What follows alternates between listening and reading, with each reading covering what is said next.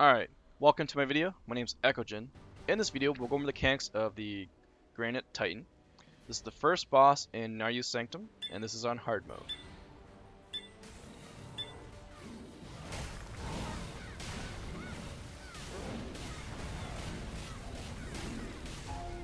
Alright, so after his first set of consecutive normal punches, you'll see this message pop up right here that says he delivers a fiery punch. So when that appears, he'll throw hammers at the direction of the tank. These hammers are unblockable linear AoEs, and the number of hammers depends on his health. So he throws one hammer if he's at 100 to 90%, two hammers for 90 to 60%, and then three hammers for under 30%. Alright, so after that, he'll target the closest person and punch the three closest to him. These punches apply damage, CC, and a debuff stack.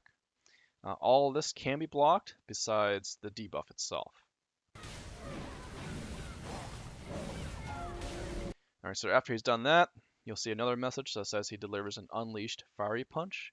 So he's going to target the furthest person, go to that person, and then he's going to punch five people closest to him.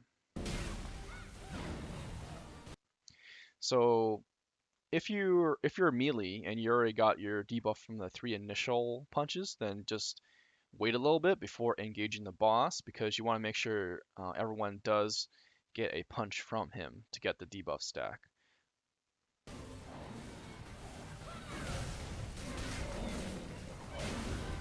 And he throws a hammer to finish that. Alright, so the explosion phases begin at 90, 60, and 30%. So he goes to the middle of the room, and then one stone soldier will appear in each cardinal direction, so north, west, south, and east. He'll randomly grab one of them and drain his energy and toss that soldier away from him, which will give him invulnerability. So now the rest of the soldiers will aggro onto the tank, and at the same time, he's going to target the furthest person and throw five hammers at them. So as you can see, the one soldier that he tossed away has a red circle around him. So that's the soldier that is pretty much furthest away from the boss, kind of close to that door where there's a bunch of fire right there. So that was the soldier that he had initially grabbed and tossed away. So DPSing the soldiers down to 50% will cause them to stop moving and attacking, and then they'll also create a red circle as well. So these three soldiers need to be positioned in a way so that they're lined up. And they have to be within the other one's red circle in order for this chain reaction to actually happen. Because after that five hammer toss, the boss is going to ready a powerful attack, and he's going to attack that original soldier that he threw away. As you can see, the soldiers will explode, causing a chain reaction, and then the final one will blow up within the boss. So that will CC the boss and do a little bit of damage to him as well.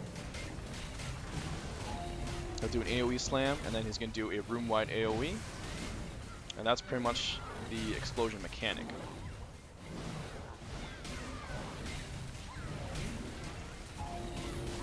Alright, so don't forget that he's going to throw hammers before he does the punches. And since he's between 90 to 60%, he's going to throw two hammers. Now he's going to punch three people closest to him. And he's going to go to the furthest person, and then punch five people there. He's going to end it with a hammer toss. So now he's jumped in the middle for the 60% phase, so same thing. Stone guards spawn in cardinal directions. He's going to grab one of them at random, toss them away. The other ones will aggro onto the tank. He's going to throw five hammers at the farthest person. Soldiers need to be positioned so they can pretty much cause a chain reaction.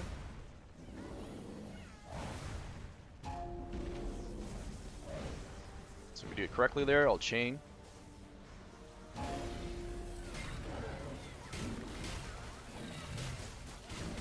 He'll be CC'd. There's the AoE slam, room-wide AoE. Now the reason why we're holding is because if your DPS is too high, he will actually skip the punching mechanic, which is where we get our debuff stacks from. And you need those debuff stacks for the explosion phases. But you can't get any more than 5 debuff stacks, otherwise you will die. So we're just waiting to let him actually get to that phase before we DPS him down any further.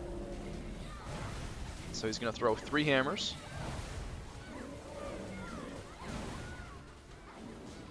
Now he's going to punch 3 closest to him. Because I got knocked back, I missed that. So I need to engage him right away when he goes far away because I need that debuff stack. Otherwise, without that stack, I will die.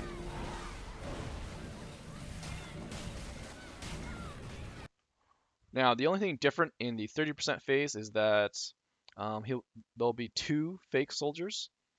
These ones do not explode, and you can tell they're fake because they move slightly earlier than the other soldiers, and they spawn in intercardinal directions, meaning they'll spawn either northwest, northeast, or like southwest and southeast. So that's how you tell between fake and real soldiers. With the fake soldiers, you can just kind of gather them up and just put them somewhere else.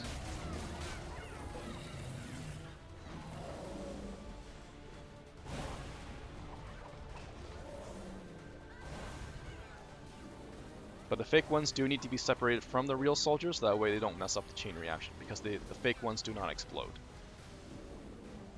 Otherwise, in 30%, it's the same as 60 and 90. It's just there's 2 fake soldiers.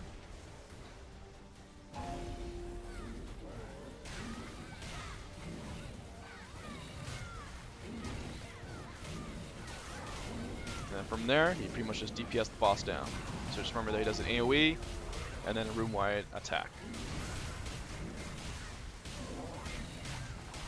So the key to this is you always want to make sure that you do have the debuff stack from the fiery punches, at least 1. No more than 5. And if your DPS is too high, you do want to wait. Alright, so that is how you do this boss. Thank you for watching. Hope that helped.